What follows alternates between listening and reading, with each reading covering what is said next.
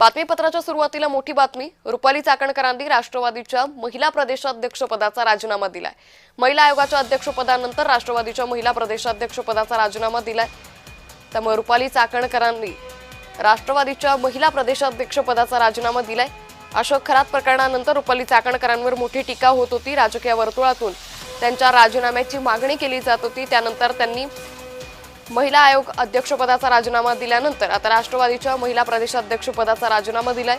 या संदर्भात विद्या चव्हाण आणि सुषमा अंधारे यांनी काय प्रतिक्रिया दिल्यात ऐकूया. त्यांनी नाईलाजास्तव दिलेला आहे, कारण त्यांच्यामध्ये जर थोडी जरी नैतिकता असती आणि त्यांच्यावरती एवढे व्हिडिओ व्हायरल झाले, सगळ्याकडे बातम्या महाराष्ट्रभर पसरल्या, तेव्हाच त्यांनी राजीनामा महिला आयोग पदा आणि अध्यक्षपदाचा दोन्ही राजीनामे देणे आवश्यक होतं. पण ज्यावेळी मुख्यमंत्र्यांनी सांगितलं, त्यांनी आदेश दिले की यांचा राजीनामा घ्या, तेव्हा त्यांनी तो राजीनामा दिलेला आहे. आणि अनेक राष्ट्रवादीच्या मीटिंगमध्ये असे सूर अनेकांनी लावले की आम्ही यांच्याबरोबर फिरणार नाही आणि यांच्यामुळे पक्षाची खूप बदनामी झालेली आहे आणि त्यामुळे आम्हाला यांच्याबरोबर कुठेही जाता येणार नाही. आणि तेव्हा नाईलाजास्तव त्यांना हा राजीनामा द्यायला लागलेला आहे. माझी मागणी राजीनाम्याची कधीच नव्हती, हे मी पुन्हा पुन्हा अधोरेखित करते.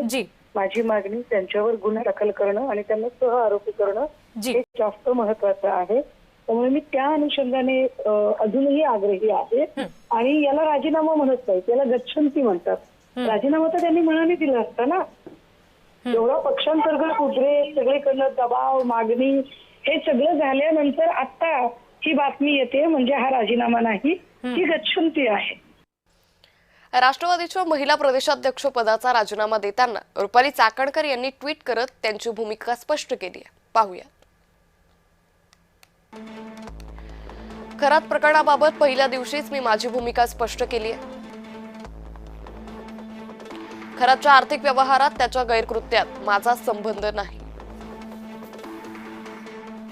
तपासादरम्यान या सर्व बाबी निष्पन्न होतीलच. सत्य प्रखरतेनं सिद्ध होईलच. पारदर्शकपणे आणि निष्पक्षपणे तपास व्हावा हीच माझी मागणी. आदरणीय सुनेत्रा पवार यांच्याशी फोनद्वारे झालेल्या चर्चेनुसार मी राष्ट्रवादी महिला काँग्रेस प्रदेशाध्यक्ष पदाचा राजीनामा देते. माझा राजीनामा स्वीकार करावा.